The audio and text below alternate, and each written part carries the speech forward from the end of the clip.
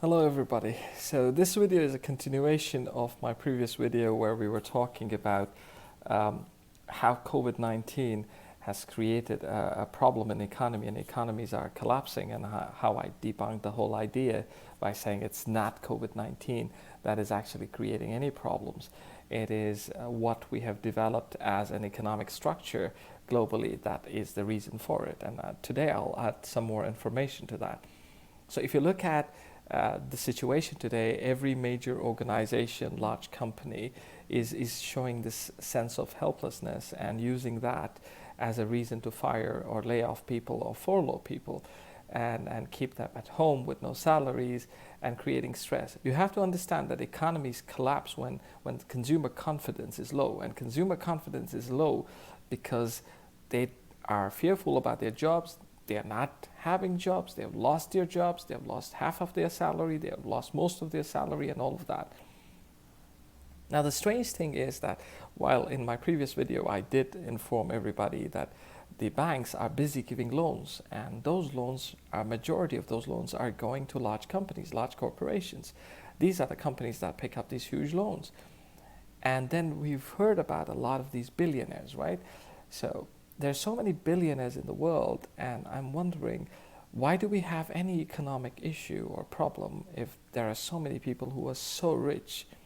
They're filthy rich. They're so rich that actually they don't know what to do with their money. So the United States has around 15 billionaires. 15 billionaires. And the total worth of these billionaires, 15 billionaires, 1-5, is $1 trillion. They're worth around $1 trillion. Now let's just assume that 10% of that trillion is cash. So you're talking about $100 billion. $100 billion. And if you calculate just 1% of that 100 billion, you're talking about a billion, right? $1 billion. India, which is going through a very large economic crisis with the migrant workers dying on the roads, trying to get to their villages, etc. India has 50 billionaires just in the city of Mumbai. 50 billionaires in the city of Mumbai. If you calculate the total worth of billionaires in India, they are worth around $385 billion. $385 billion worth of billionaires sitting in India. Again, if we calculated 10% of that as cash money, you're talking about $38.5 billion. And if you took 1% from that 38.5, that would be $380 million. If you look at UK has around 50 billionaires, and all of them put together are worth around $160 billion. And again, if you calculated 10% of that as cash and 1% from that 10%, it comes to around 160 million.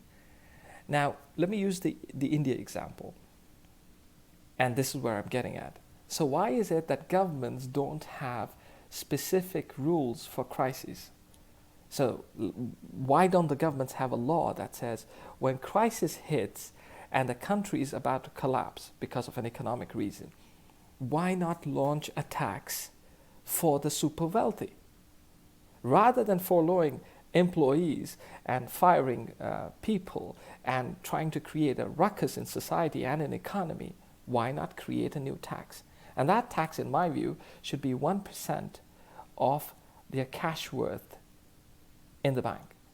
And that 1%, trust you me, will save economy, will save society. And it's fair, because at the end of the day, the amount that has been created with these billionaires, with these super wealthy people, is lying there anyways. So at a moment of crisis, why not launch such a law in each country in the world?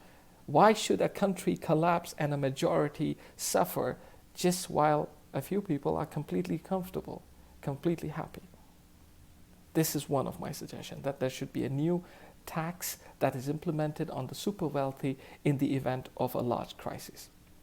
Number two, the way companies receive loans from banks has to change. So, when you look at these famous wealthy people trying to declare bankruptcy and claiming I am worth nothing now, these are the same people who fly in private helicopters, who have huge yachts, who have massive mansions and so many apartments and all of that. They have 50 people probably working in their kitchen.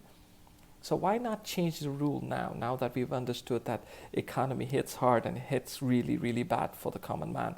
Why not set new conditions to taking loans? And one of these new conditions is as follows. If any company, large company, which has more than 1,000 employees, applies for a loan, the bank has to look at their revenue cash flow and to see whether they're making enough profit, number one. Number two, they have to have specific warranties and guarantees that that company has provision for at least 12 months basic salary for all their employees, that provision should be there. And number three, that the amount of profit that the company makes will decide how much loan they can apply for. And this is followed in the English Premier League, where large wealthy football club owners were buying players left, right and center, and the clubs were making huge losses. So they launched the fair play rule, and the fair play rule says that you can only buy players to the amount of money that you have made in the last season. Why not banks follow this? Why not banks follow the fair business rule, which is if you have made profit, you are now liable to apply for a loan equivalent to that profit.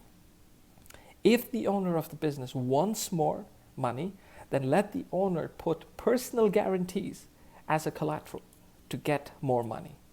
And in the event if that company goes bust, and this wealthy businessman who owns yachts and planes and helicopters declares bankruptcy, then the first people who have rights to that money, that sale of asset money, is the employees, not creditors. And this is where the system is wrong. I don't think creditors should receive the money first. It should first go to the employees, because if you don't save the employees, you can't save economy.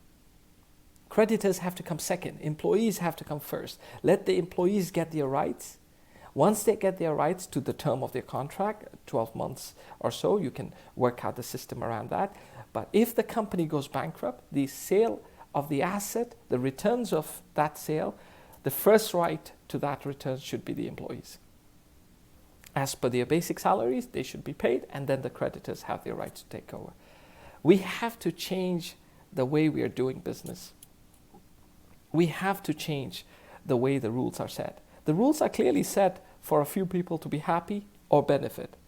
The rules are clearly set for a large number of people to potentially suffer or go down the tube.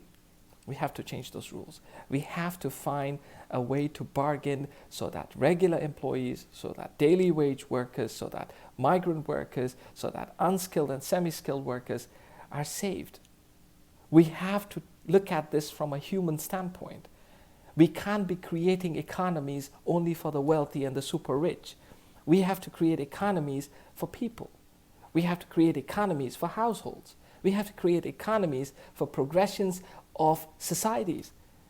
We can't be adding to wealth of the super rich every time. This is not only about the stock market. The world does not invest in the stock market. A few people invest in stock market. So stock markets are not a reflection of what economy is. A reflection of economy is regular people. And those regular people have suffered today. So this is a good time to change the rule. This is a good time to launch attacks in the event of such crisis, God forbid, take place in the future, to the super wealthy, so that that money can be used by the government for people. This is a time to change the rules of how loans are given, so that if you don't subject a business owner to behave and discipline himself, he will always go bankrupt. He's most likely to go bankrupt because he's getting money and he just wants to use it without having a firm plan, etc. So the banks have to play bigger roles, the regulators have to play bigger roles, and government and policymakers have to play a much, much bigger role. I think it's time for change, and I think it's time to change some of these rules. I hope you like this video, and do share with me your opinions.